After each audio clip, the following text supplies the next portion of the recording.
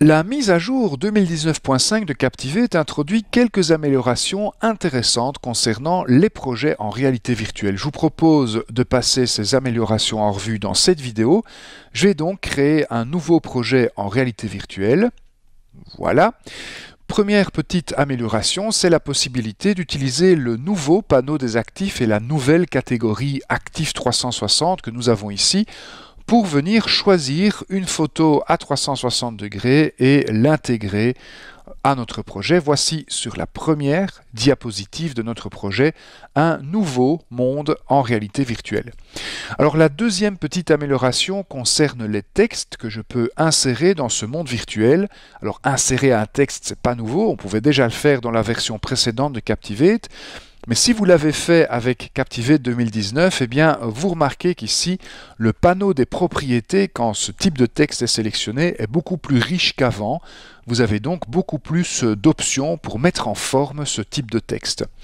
Alors, l'amélioration suivante concerne les zones sensibles. Je vais placer ici une zone sensible. Alors, regardez, vous pouvez maintenant changer la taille de ces zones sensibles. Voilà, comme ceci. Vous n'êtes donc plus contraint des zones sensibles de taille unique, comme c'était le cas dans la version précédente.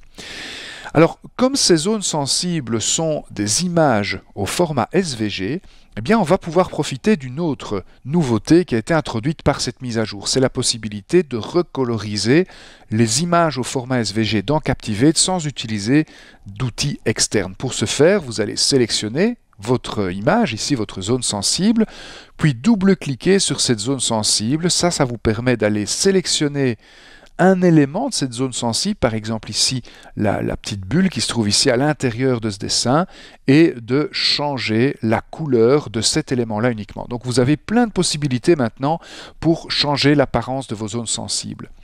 Alors, notre apprenant, quand il va interagir avec ces zones sensibles, eh bien, que va-t-il se passer? On peut par exemple afficher du texte, ça c'est pas nouveau.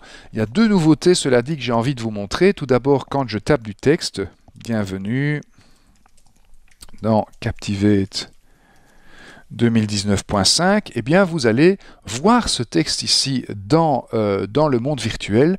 Je me rends compte d'ailleurs que j'ai fait une faute de frappe. Voilà, comme ceci.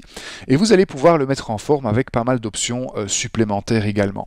Et puis, si vous avez utilisé ce type de texte dans la version précédente de Captivate, vous avez peut-être remarqué qu'il y a quelque chose qui manque ici dans ce panneau des propriétés. Il manque une petite liste qu'on avait avant dans la précédente version qui nous permettait de choisir combien de temps ce texte allait rester à l'écran. Alors, ceci a disparu de Captivate 2019.5. Pourquoi? Eh bien, tout simplement parce que quand nous allons visionner notre projet, voilà, et que nous interagissons avec cette zone sensible, eh bien, ce texte va rester aussi longtemps que nécessaire. Pour le fermer, vous allez devoir soit cliquer sur cette petite croix ou bien regarder cette petite croix si vous avez un casque de réalité virtuelle.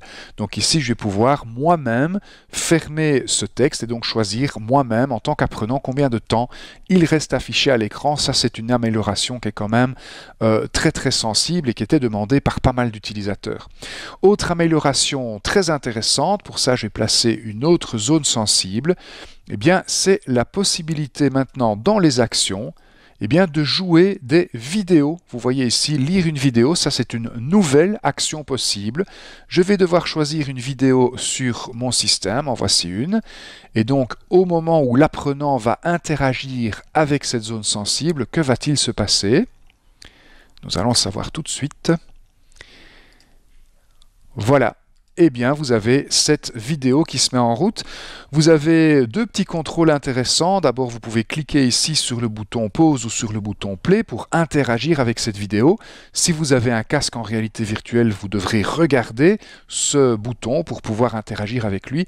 Et puis, quand vous avez fini, vous retrouvez ici cette petite croix pour fermer cette vidéo et revenir dans le monde à 360 degrés de la première diapositive de notre projet. Troisième petite amélioration, et non des moindres, quand une zone sensible est sélectionnée, eh bien regardez, vous avez maintenant la possibilité de l'inclure dans le quiz, c'est-à-dire de distribuer des points et d'ajouter ceci au total du quiz quand l'utilisateur interagit avec cette zone sensible.